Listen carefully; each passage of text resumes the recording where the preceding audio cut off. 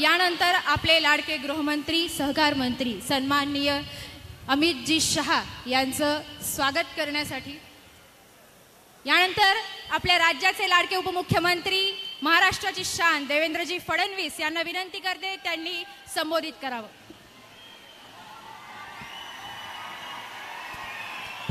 भारत माता की, भारत माता की, छत्रपती शिवाजी महाराज की, धर्मवीर छत्रपती संभाजी महाराज की, जय श्री राम, जय जय श्री राम।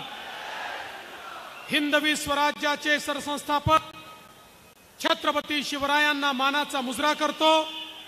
भारतीय राज्यघटनेचे शिल्पकार भारतरत्न डॉक्टर बाबासाहेब आंबेडकर यांना मानवंदना अर्पित करतो। आणि आज आपल्यामध्ये उपस्थित झालेले या भारताचे कणखर गृहमंत्री आणि ज्यांनी मोदीजींच्या नेतृत्वात 370 कलम हटवून काश्मीरचं भारतामध्ये विलीनीकरण केलं, ते माननीय अमित भाई शहा,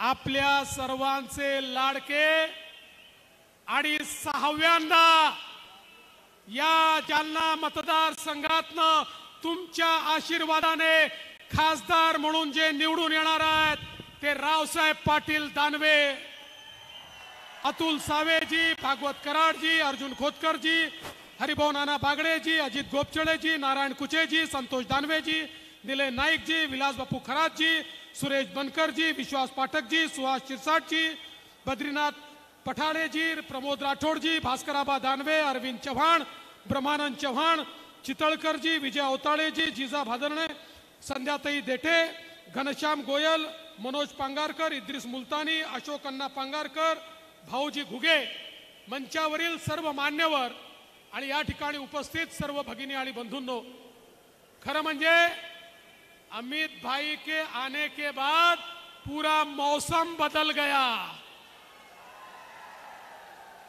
पण बंधू भगिनींनो, कदाचित पाऊस येऊ शकतो आणि आपल्याला अमित भाईंना ऐकायचंय म्हणून मी जास्त वेळ घेणार नाही।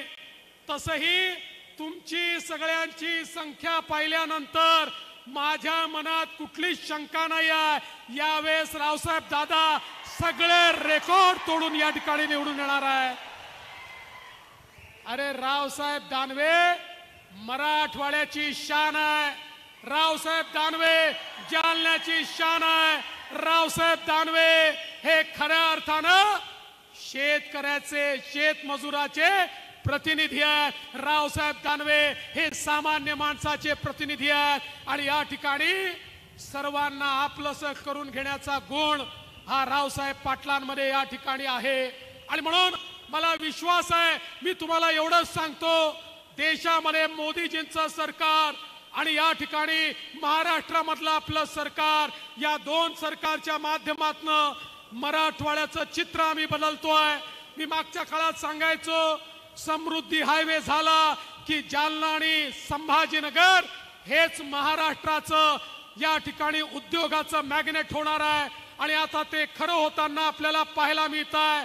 मोठ्या प्रमाणात या समृद्धी महामार्गामुळे जालन्याचं चित्र बदलत आहे आणि त्यासोबत येत्या काळामध्ये तिसऱ्यांदा मोदीजी निवडून आल्यानंतर या मराठवाड्यामध्ये आपलं पश्चिमी वाहिन्यांचं वाहून जाणारं पाणी आणून आम्ही मराठवाड्याला कायमचं दुष्काळ मुक्त करू, हा विश्वास मी तुम्हाला देतो।